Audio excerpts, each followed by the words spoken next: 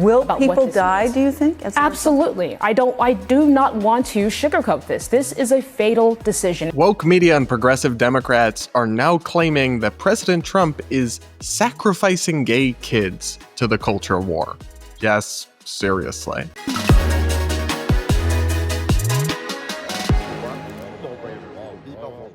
We're going to break down the latest alarmist meltdown with very little basis in reality and so much more in today's episode of the Barad vs. Everyone podcast, my daily show where we take on the craziest ideas from across the internet, our media, and our politics, all from an independent perspective. Now, guys, as you can probably tell, no longer in my usual home setup, and that's because I've moved. I've moved to Miami out here in Florida, where I've got a new apartment, but I've also got no Wi-Fi in that new apartment. So we are recording in the business center of the new apartment complex for today and maybe tomorrow. And apologies if the quality's a little different or some things are in flux, but there's still so much to talk about. Up first, we've got to talk about a really startling story at first glance, but then when you look into it, there's not actually a whole lot of there. But basically, the Trump administration just announced a change to the 988 hotline, which is the National Federal Suicide Prevention Hotline. And this change ends a partnership with the LGBT activist group, the Trevor Project, as well as other groups like it, where people who called who were part of the LGBT community would be directed to those groups instead of the original hotline. And cue the media meltdown. Seriously, they absolutely lost it over this. Take a listen to this clip from MSNBC. The Trump administration is shutting down an LGBTQ suicide prevention hotline, as statistics show that LGBTQ young people are 4 times more likely to contemplate suicide, with trans teens at highest risk. In a statement announcing the decision, the Substance Abuse and Mental Health Services Administration notably removed the T, which represents the trans community. Quote, "The 988 Suicide and Crisis Lifeline will no longer silo LGB plus youth services, also known as the Press 3 option, to focus on serving all help seekers, including those previously served through the Press 3 option." The CEO of the Trevor Project, the organization contracted to create and help run the hotline, calls this a devastating decision.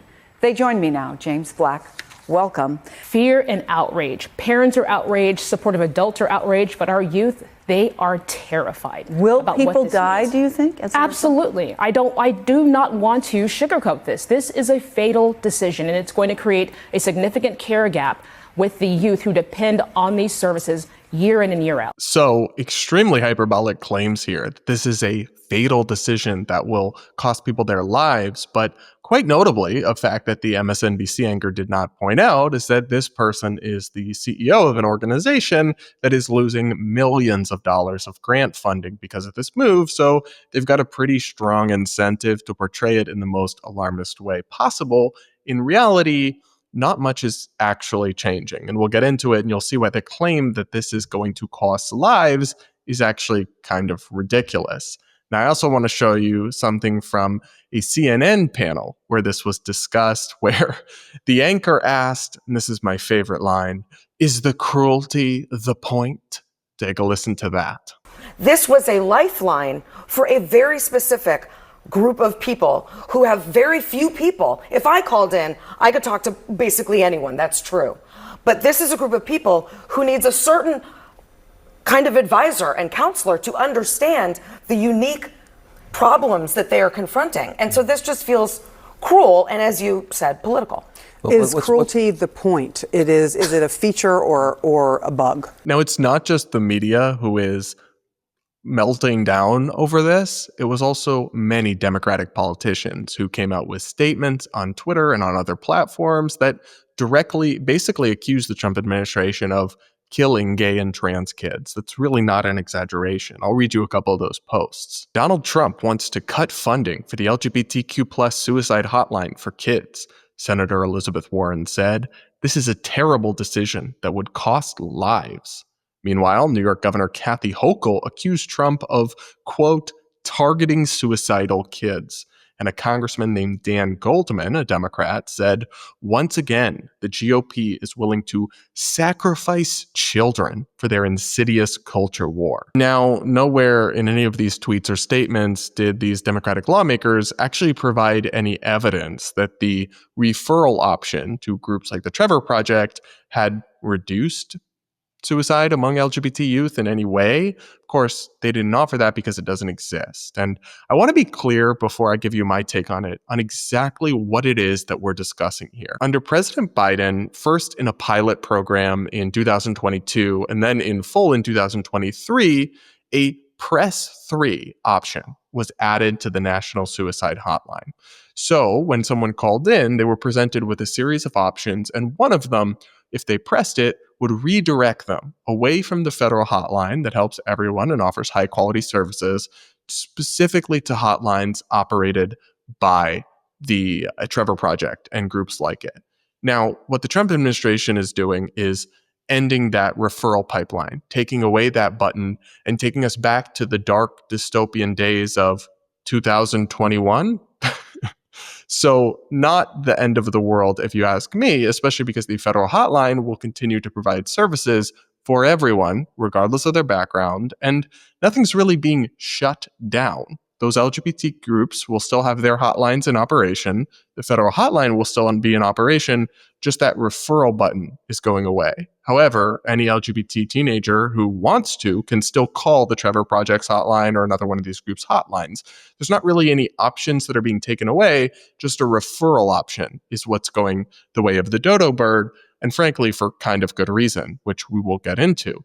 But first, here's a statement from the Trump administration, the federal agency responsible for making this change. Everyone who contacts the 988 Lifeline will continue to receive access to skilled, caring, culturally competent crisis counselors who can help with suicidal, substance misuse, or mental health crises, or any other kind of emotional distress.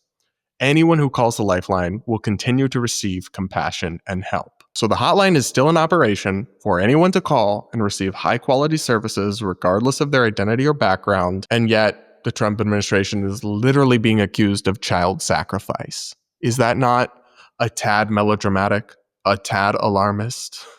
You'd think, right? And the more important thing is that there are actually very good reasons to end collaboration between the federal hotline and the Trevor Project and groups like it, because frankly, those groups are pseudoscientific and ideological and activist in their approach in ways that I don't think are actually what's best for these distressed teens and may only confuse them further. So there's a very serious argument to be made that even LGBT youth will be better served by the traditional hotline services of the 988 hotline than by being redirected to these fringe activist groups. And I'll explain why. So let's look at the Trevor Project in a little more detail and their so-called resources on gender identity. This really makes clear that the Trevor Project is an explicitly ideological organization. It promotes fringe debunk theories about gender identity, and as we'll come to, it takes a pseudoscientific approach to LGBTQ youth suicide prevention that is not evidence-based. But specifically, these resources about gender identity on their webpage suggest that using neo-pronouns like ze, zim, zer, or am, or its is a legitimate way of expressing your gender identity. It also claims, factually incorrectly, that biological sex is a spectrum. And more importantly, it actually suggests pretty explicitly to youth that if they don't conform to just gender stereotypes, they might be transgender. It very much pushes this idea. I'm going to read you a really crazy quote. If you decide that your gender or sex just isn't right for you, you may want to make your gender identity fit with your ideal gender expression and presentation. This is called transitioning and can include social, like telling other people about which pronouns you like, legal, like changing your name, or medical, like taking hormones or having surgery. Call me crazy, but I don't think that it is good to have vulnerable, distressed kids introduced to this kind of thing and have like non-binary and other fake identities pushed on them while they're distressed and confused, and to present this like false notion that, oh, if you're just not comfortable with gender stereotypes, you might be trans, and this extremely ambiguous thing that doesn't include any actual like medical diagnosis or psychiatric standards that have to be met. Just if you feel a little different inside, you're basically trans. That's the gist of their website. Yeah, I don't think distressed youth should be presented with that. And I don't think that believing as such makes you a bigot. Now, especially, I really take issue with this language. The Trump administration is going to be killing kids by making this move, because not only is it really emotionally charged and manipulative, but it's also, to me, almost certainly false. In fact, I think there's probably a chance that the lives might be saved on the margin. Now, I can't say for sure by having people go to the regular hotline rather than being funneled to Trevor and other groups like it, because at least Trevor pushes pseudoscience about how to prevent suicide all over their materials, which means that clearly they're not engaged in best practices and they're not following the evidence. So why would we entrust them with such an important responsibility like saving the lives of American youth? Here's what I'm talking about. On its Facts About LGBTQ plus Suicide resource page, the Trevor Project explicitly links, quote, gender-affirming medical care such as hormone therapy to, quote, reducing suicide risk. But there's actually no evidence to support this claim. There is no high-quality study that links puberty blockers or hormone therapy, cross-sex hormone therapy, to a reduction in suicide. It doesn't exist. It's not in the room with us. You can Google as hard as you want, and you will not find it. The Cass report and other comprehensive reviews of the evidence have all concluded there is not sufficient evidence to link these treatments to reduce suicide.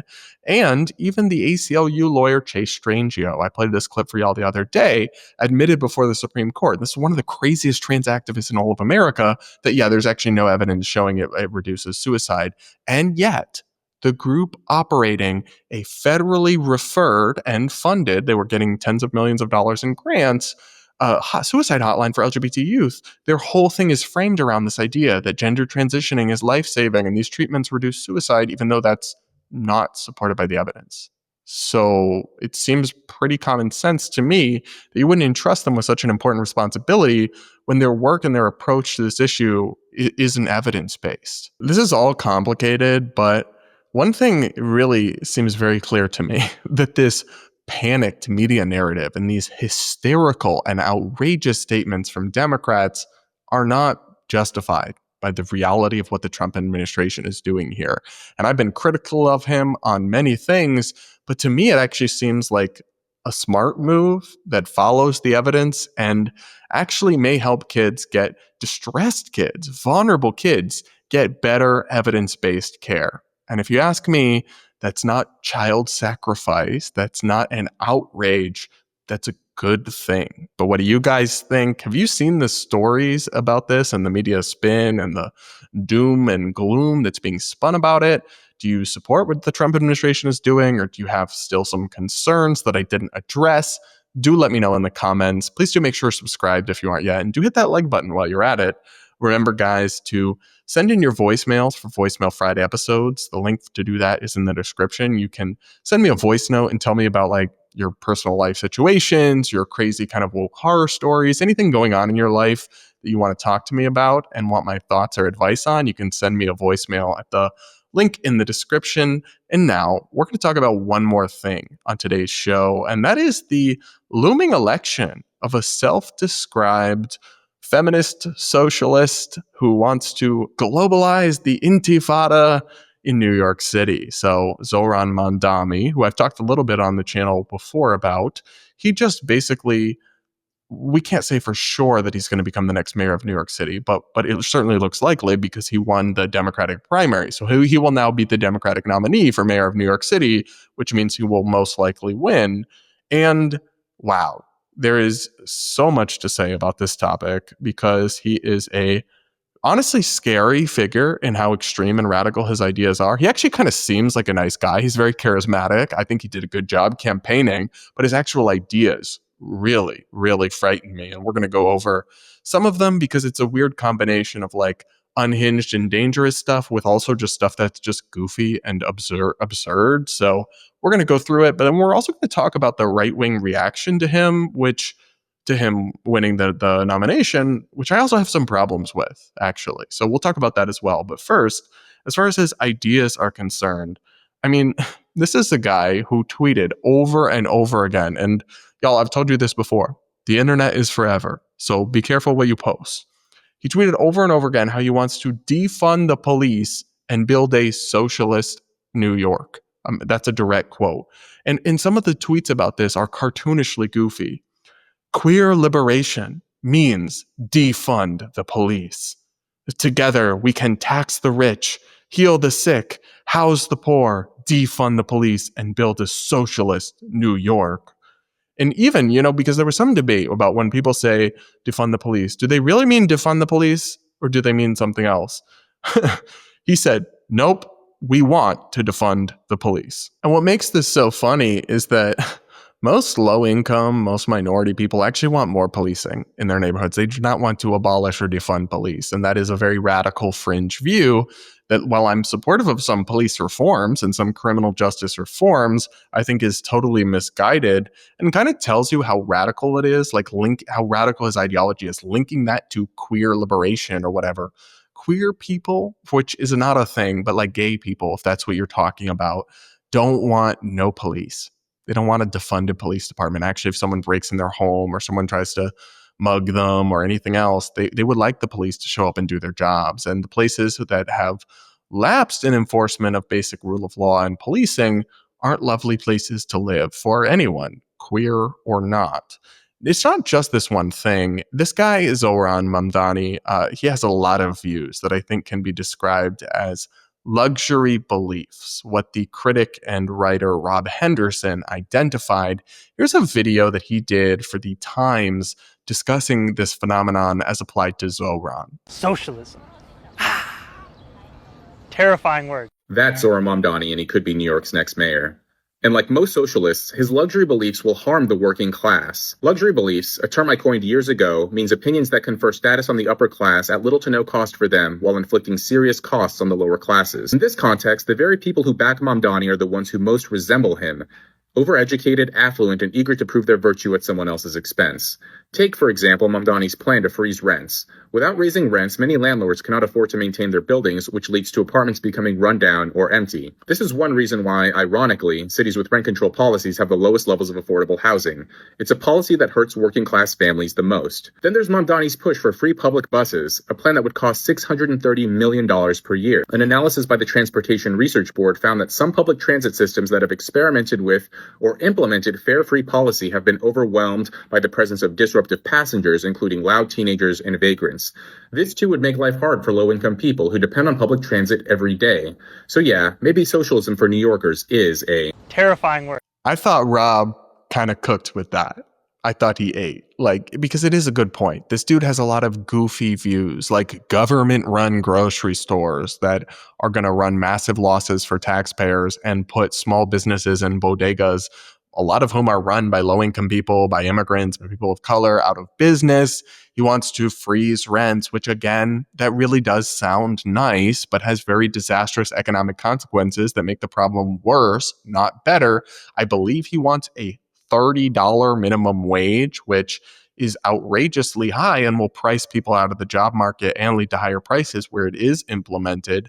It's just in so many ways, he's got these radical fringe AOC style views that I think are extremely counterproductive and would be harmful. And then he's tied up in some radicalism, like his call to globalize the Intifada.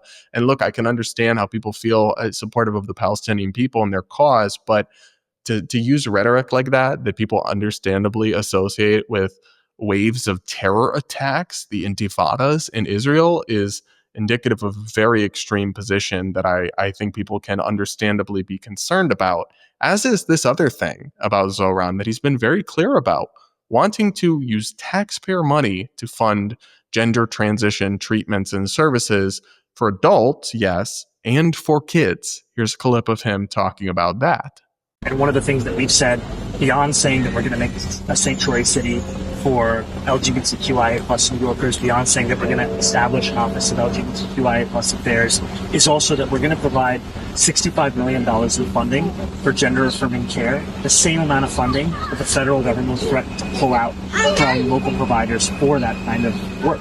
And in this moment especially, if we want to fight the Trump administration, we have to do so by fully funding our own services. And rest assured, this applies to minors as well. As Benjamin Ryan reported for the New York Sun, breakout New York mayoral contender Zohran Mamdani wants to spend $65 million on medical gender treatments for minors and adults. He specifically says this in his campaign platform, that he wants to fund child sex changes on taxpayer dime. I find that insane. If I was a New Yorker, I would be horrified by my tax dollars going to that. But just remember that when the general election comes around, guys, that's what he stands for. Now, I'll say all this to say that I think he would be a disastrous mayor. I understand that the alternative was Andrew Cuomo, the former governor who had a sexual harassment scandal that caused him to resign in disgrace, who sent COVID-positive patients into nursing homes, getting elderly people killed, then tried to cover up the data. So, I mean, he's a little more moderate in his politics, a lot more moderate. However, I mean, I can totally understand why that was a horrifying option as well to people. But there were other candidates in the race, and it's shocking to me that somebody as radical as Zohran would become the nominee and likely the next mayor of New York City. But I will just say that this is the direction of the Democratic Party, I guess, at least in some of the deep blue areas. So here we are. I think it's terrible. I also, however, I don't think it will totally destroy New York City. I think if he enacts some of these policies, it will have really bad consequences. It'll chase businesses and wealthy people out of the city even further, and it will endanger public safety in some ways. But New York City does have a lot going for it, and I don't think one mayor with bad policies will totally destroy the city, the way some people on the right suggesting. And I also think there's been kind of an ugly reaction to Zohran on the right wing, at least online and in conservative media, that comes across as bigoted or unfair in some ways, because it's not about his ideas, but it's about caricatures of him and his religion and who he is as a person. Let me read you this tweet from Charlie Kirk, the conservative commentator. He wrote, 24 years ago, a group of Muslims killed 2,753 people on 9/11. Now, a Muslim socialist is on pace to run New York City. So I think it's totally fair to criticize Zohran for his actual beliefs, like him being a socialist. Totally fair. I would never support a socialist. However, trying to connect him to the 9/11 attacks just because he's a Muslim, and he's like nominally a Muslim, but he doesn't hold like traditionalist Muslim beliefs. I mean, he's like wants to trans the kids. Okay. So he's not a traditionalist Muslim, but regardless, this kind of like lumping him in with the 9/11 attackers just because they share the same faith seems really bigoted and unfair. Doesn't mean he ever supported any such thing. I'm sure he was horrified by it, like all New Yorkers were. He lived in New York at the time, I'm pretty sure.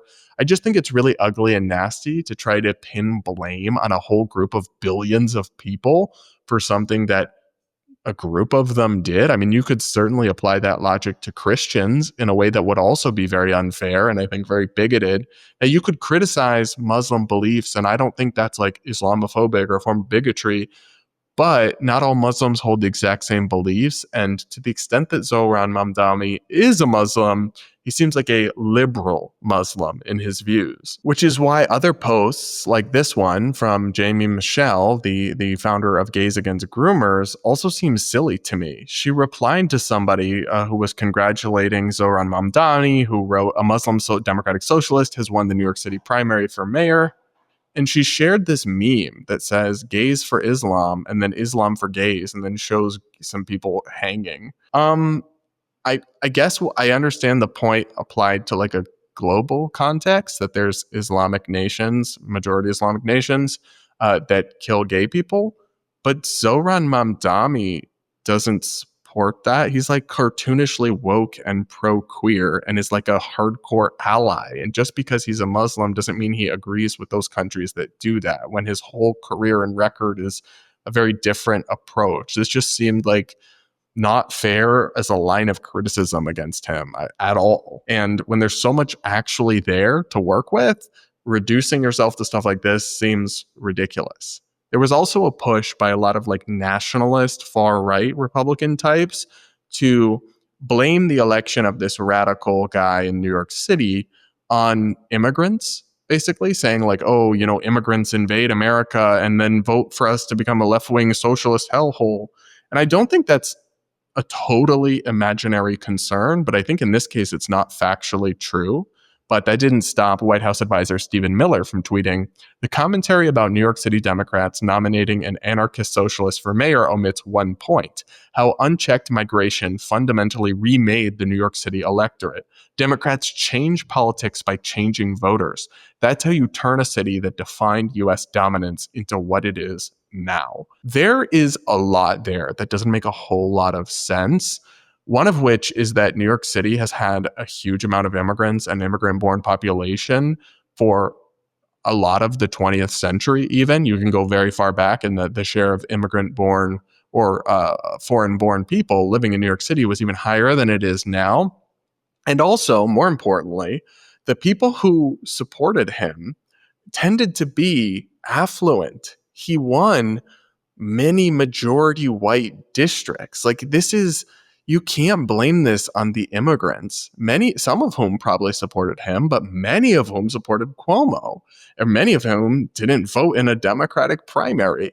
It's like, if anything, it's probably rich, woke white people who are to blame for this. If you want to find a group, and I don't even like doing that, like group collectivism thinking, but my friend Giancarlo Sopo pointed this out on Twitter. Scapegoating immigrants and minorities for Mamdani's win ignores the data. Mamdani won majority white precincts, dominated high-income areas, and lost black neighborhoods. If anything, white progressives put him over the top. We will have to wait for full racial and demographic data breakdown on the vote, but I just don't buy that immigrants are to blame for this dude when woke white people brought him about. And regardless, a lot of immigrants who come to America end up especially by the second or third generation, actually even the first generation tends to be more so, loving America, not wanting to globalize the intifada. They want law and order. They're more traditionalist. They're not ultra woke. They don't want to trans the kids. I just think this whole thing is based on a caricature of immigrants that certainly does not apply across the board.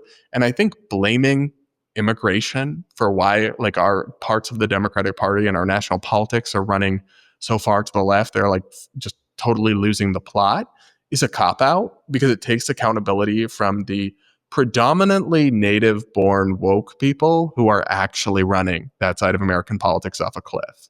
It's not immigrants doing it, by and large. At least that's my take. But what do you guys think? Are you as concerned as me about Zohran Mamdani potentially becoming the next mayor of New York City? Let me know in the comments, especially my audience that actually lives in New York. I definitely want to hear from y'all. And regardless, that'll be it for this episode of the Barad versus Everyone podcast. Thank you guys so much for tuning in. Please do make sure if you're subscribed, if you aren't yet, do hit that like button before you go. Also, send in your voicemails with your woke horror stories, your personal life scenarios you want my advice on for my Voicemail Friday episodes. Check out the merch items linked in the description. Also, subscribe to my second channel. I'm going to be posting some bonus videos reacting to stuff with my mom. You guys might get a kick out of that, so make sure you are subscribed to my bonus channel linked in the description. And with that, we'll talk again real soon.